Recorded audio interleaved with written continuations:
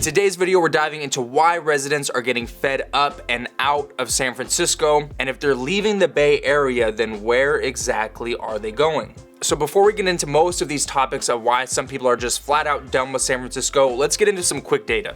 According to the Census Bureau, 8% of San Francisco's population plans on moving to a different city, and 18% of residents in SF plan on moving from their home this year. Something important to keep in mind is these San Francisco residents aren't just absolutely done and leaving, they're actually going to different cities here in the Bay Area, which account for these high numbers. And the reason why I say this is because it's very common for people to assume when we have these mass exoduses from San Francisco or Silicon Valley that automatically means these residents are going out of state. For those that only have to go into the office maybe 1, 2, or 3 times per week, it's getting very common for a lot of these residents to want to go to places outside of the Bay Area.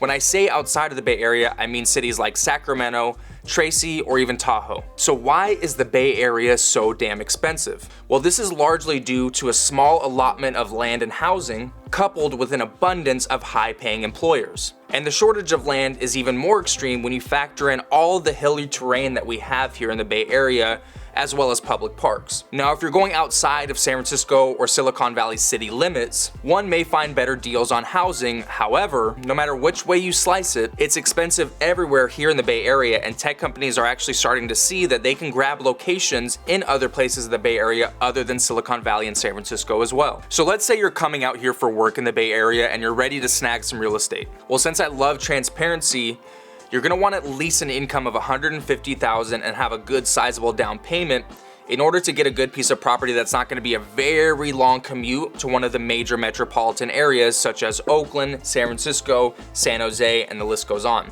Now, that doesn't mean I haven't had clients that make just over $100,000 a year or even less than that, because of course, there's a lot of different factors that come into how much home you can afford. But as far as the areas go that aren't gonna be a 45-minute commute plus, this is the income that you're gonna wanna have. But once again, this is all speculative and there is so many factors that go into the affordability of a home. All right, so let's move on to the Bay Area's crime rate, specifically San Francisco's crime rate. One of the many crimes in the San Francisco Bay Area is package theft. Auto burglaries are also a very high reported case, with over 30,000 just in San Francisco alone per year. And it's not so much cars being stolen, it's more so cars being broken into and belongings taken out of the cars more than anything. If you're a little bit familiar with the dynamic that goes about this, residents in San Francisco have actually been known to put notes on their car for anybody that's looking to break into cars, letting them know things like there's nothing in this car, the doors are unlocked, please don't break our windows, so on and so forth. Now, of course, there are other crimes being committed just like any major metropolitan city, but these are just the most recurring cases that we see here in the San Francisco Bay Area,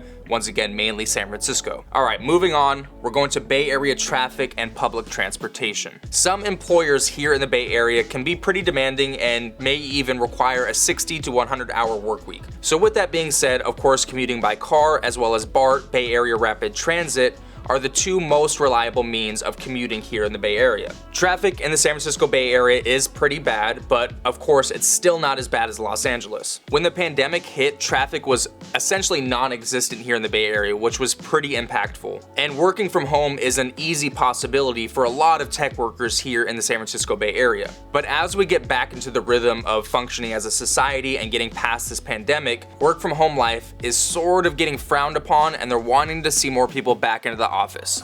Now, this is a slow transition, but we are seeing it happen in some instances. If you've been out here to the Bay Area, you've probably seen a lot of construction work, mainly on the freeways. So the mass amount of resident influx that we've seen here in the Bay Area has caused major highway construction to take place. And really the work that they're doing is trying to add and widen these freeways to as many lanes as possible. BART, specifically during commuter times, can get very, very crowded. And since being built in the 1970s, BART has undergone very few upgrades over the years. The actual BART trains themselves don't cover much of San Francisco, and they actually leave out the entire west side of the city, which include the Sunset, Richmond District, and Golden Gate Park. Now, San Francisco does have what's called Muni, which takes you to a lot of different streets, but it's just not as convenient as staying on that BART train to get to other areas of San Francisco itself. And lastly, to add to my doom and gloom video about here in the Bay Area, across the 9 counties here in the Bay Area, more than 35,000 individuals are unhoused. And of those 35,000, over 70% are living unsheltered. The number of people on a given night living unsheltered here in the Bay Area has been increasing since 2011. Between 2015 and 2019, the number of individuals living unsheltered rose 49%. If trends continue, the increase could be as much as 73% by 2023. So I'm sure you're probably wondering, why do a video on all the negative aspects and why people may be leaving the area that I personally work and live in? When it comes to my business, I'm especially transparent on what each different county or city offers here in the Bay Area. And if I'm not doing that, I just don't feel like I'm doing my job correctly. So everything that I'm saying in this video can easily be found online. But if I'm not sitting here and giving you the best proof of why the Bay Area might be the best fit for you, then I shouldn't try to sell you on it. But either which way you go, any city or state is gonna have its negative aspects. I personally wouldn't trade anywhere to live other than here in the Bay Area, especially the East Bay Area. So believe me when I say there are a ton of positives when it comes to living here in the Bay Area as well. And you know what? I'll probably end up doing a video on that too. As always, I'm Roland Osage with Real Broker.